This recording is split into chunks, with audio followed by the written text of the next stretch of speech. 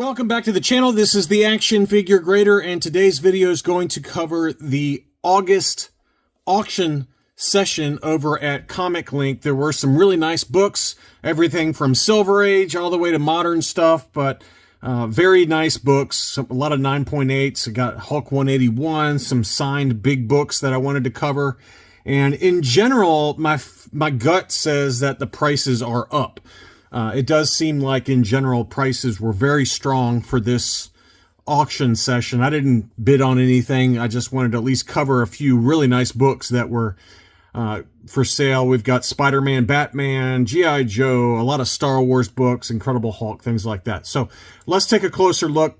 We're going to start off with some early Spider-Man books. This is one I've kind of kept on my radar, and I had this on my watch list. This is an 8.5 off-white to white Amazing Spider-Man number 5. This is kind of the first crossover for Doctor Doom outside of the Fantastic Four. And so this is kind of the first meeting between Spider-Man and Doctor Doom. Obviously, they just announced fairly recently that Robert Downey Jr. is going to come back to play Doctor Doom. That should be really interesting with the Avengers. So I'm not sure how they're going to do that other than maybe a multiverse type of setup, but you know, they threw a lot of money at him. I saw an insane number. I have no idea if this is true, but apparently Robert Downey Jr. for a 2-film package is getting something like $300 million. How do you say no to that? How do you say no to that? But I love this cover, and this was an 8.5 off-white to white. I was expecting around 4,000. That was kind of my number. If it stayed anywhere in that ballpark, I would have been tempted. Luckily, as all these auctions were ending, I had already spent all my money. I bought a bunch of tri-logos, so I didn't bid on anything. It ended up going for $4,200, so that was pretty close to my number, but, you know, about 5% above where I was willing to go. ASM number 121 in a 9.6. This is kind of the optimal investment grade to me. You know, in a 9.8, you're probably in the ballpark of $5,000 is my guess. 4,500, $5,000. This is the death of Gwen Stacy, and a pretty timeless cover that is from John Romita. And I do want to add this book probably next year in a 9.6. That would be kind of my target grade. And, you know, this is one that's kind of flatlined. It hasn't done much lately.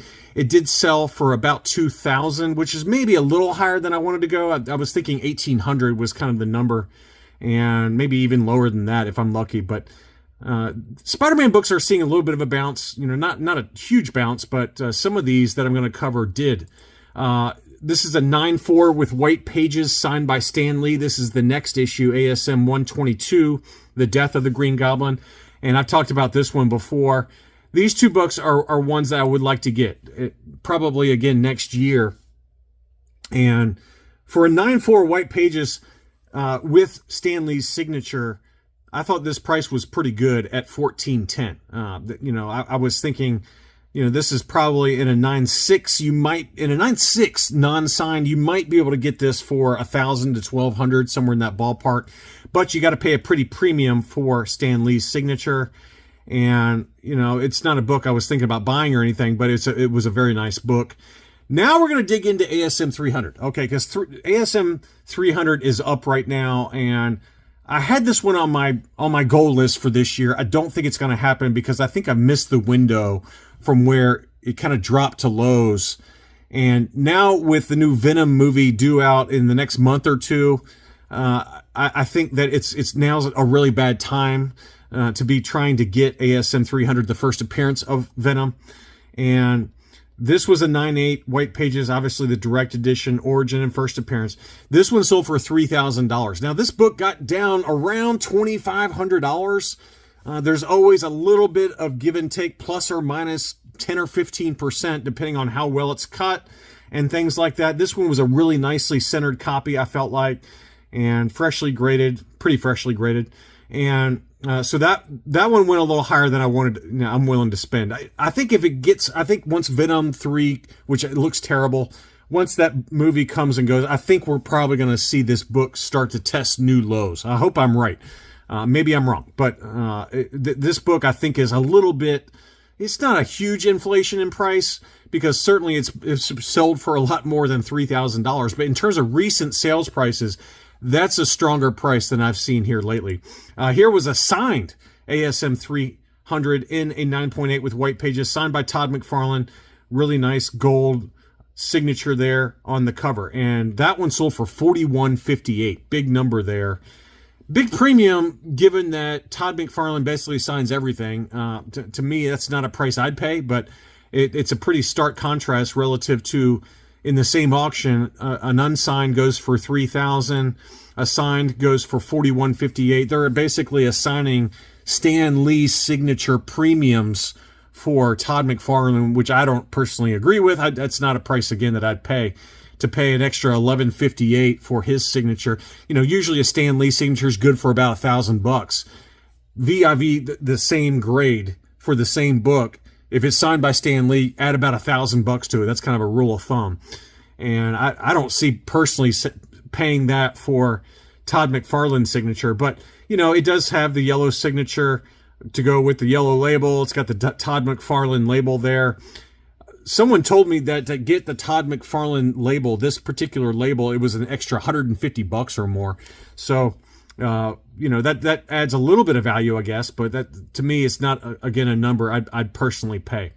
Batman 423, signed by Todd McFarlane. This was a very nice looking book. And again, with that same label from CGC, that's a beautiful book, and this one's got, you know, I'm not saying it's rare. It's not rare in a 9.8, but it is a tougher 9.8 to get. The 9.8 ratio for a fairly modern book from 1988 is pretty low. It's in the single digits. Of all the books graded by CGC, the number that have hit 9.8 is in the single digits in terms of the percentage. So, you know, I picked up mine unsigned in a 9.8 for, I think I paid $17.50, somewhere in that ballpark. And this, or it might have been $1,800 or $18.50, somewhere in there. Anyway, this one sold for $27.89. $27.89. That's a huge premium for his signature. And again, it's not a number that I'm willing to pay, but it is pretty surprising to see such a big premium assigned to admittedly big books with Todd McFarlane's signature. Here was Batman 428 in the newsstand. So this was the newsstand edition. You can see in the lower right-hand corner, this is the death of Jason Todd. I've got this one in a direct edition, which is fairly easy to find, but still a single digit or close to it, 9.8 ratio for the direct edition. But this is the harder to find newsstand, which gets a little tougher to get, you know, to get the newsstands once you start entering the late 80s and into the 1990s. But a very cool book. That one sold for $732, which is kind of right in line with where I was expecting. I was thinking $700 to $750, so it kind of fell right in line with that number. This is a book that's come back down to earth, as it probably should, given that it's a fairly modern book and from 2002. But this is the second print of Batman 608, and a great cover from Jim Lee. One I wouldn't mind adding to the collection at the right price point. This one sold for $453. So, you know, even earlier this year, this book was going $650 plus. And to see that one come back down a little bit is very tempting. Next up, we had Daredevil 168, which is the origin and first appearance of Elektra. Obviously, she made she made a cameo in the new Deadpool and Wolverine movie. And good to see Jennifer Garner still bringing the heat at probably, 45 years old plus. And this is a great book. I really like this book a lot. This was a direct edition, 9.8. That one sold for $21.23, which again is up relative to where this one was selling for a direct edition 9.8. This was kind of going $1,800, $1,900, even like a month ago. So that's a very strong sale, and kind of goes back to the thesis that some of these books are really kind of popping just a little bit. 8.0 Off-White to White for Fantastic Four number 12. This is the first meeting of Fantastic Four and the Incredible Hulk. This is a great cover. Love to get it. And, you know, this is a very expensive book in just about any grade. But this one was an 8.0, which is fairly high, and it sold for $48.50. I was thinking 40. I keep a spreadsheet when the auctions start for each session, and then I put my estimate for the book as to where I think it's going to end up. My estimate was $4,400. So again, it blew past that estimate at $48.50, but it's fairly tough to find this one in like an 8.0, 8.5, 9.0, and you're going to be paying big money for it. That price was a little bit even stronger than what I was expecting, and I kind of gave it a little bit of a bump, just given that, we got the Fantastic Four movie coming out, starting, the early images are starting to pop out, and, some heat is starting to come out for it. Here was G.I. Joe number 21, which is the first appearance of Storm Shadow. And this is the newsstand edition. And very tough to find this one in a newsstand. I think I've only seen one other copy in a newsstand sell over the last year. Again, I'm not all-encompassing with my searches, but just based on eBay and ComicLink and Heritage, I believe I saw one other copy that did sell, and it was around $2,500. This one had some really bad centering, obviously. You can see the book had a bad miswrap going left to right and top to bottom. It was definitely miswrapped. Didn't stop the bidding. It sold at $28.77, which is, again, up. But admittedly, for a book that does not pop up in a 9.8, G.I. Joe number 21 in a newsstand. Next up, we had Hulk 180, the first appearance of Wolverine. This one was only a 9.2 with white pages, so I was kind of curious to see where this one would end up, and it sold at $3,100, which is probably about right. Hulk 180 and 181 have definitely dropped quite a bit, and that's a pretty attractive price point at $3,100. And then we had a 9.4 off white to white for Hulk 181, the first full appearance of Wolverine. Great looking book there. And that one sold for $83.11. Again, that's a price that's down.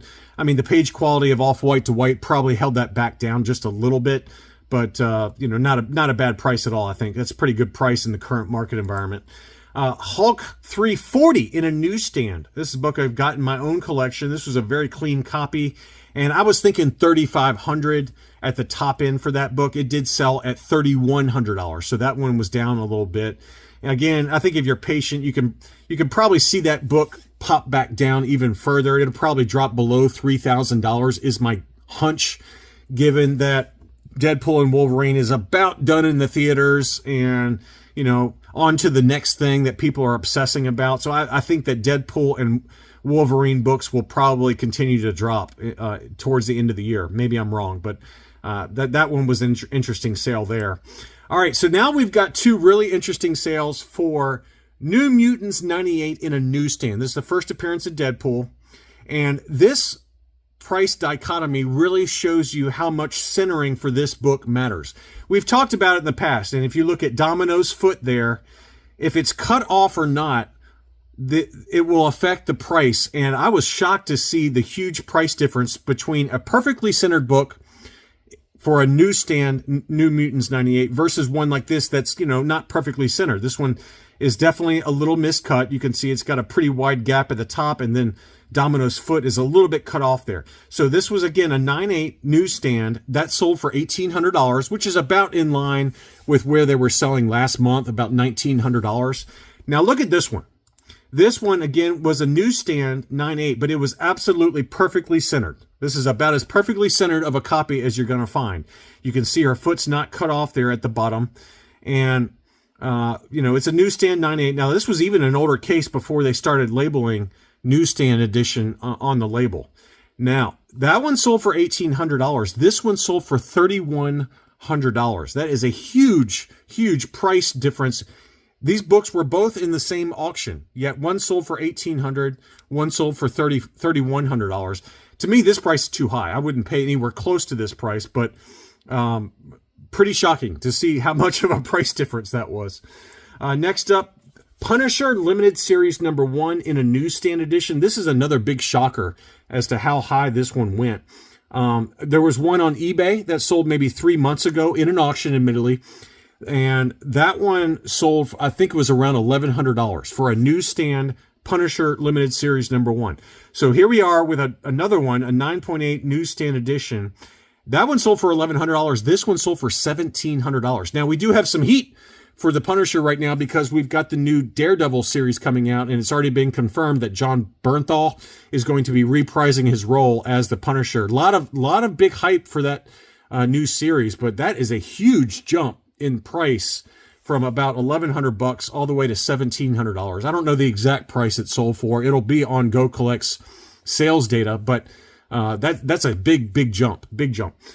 Next up, we've got some Star Wars books, and then we're going to finish off with some X-Men books. So, Star Wars #1 in a 9.8 with white pages, very clean copy, perfectly centered, no bleed through on the cover.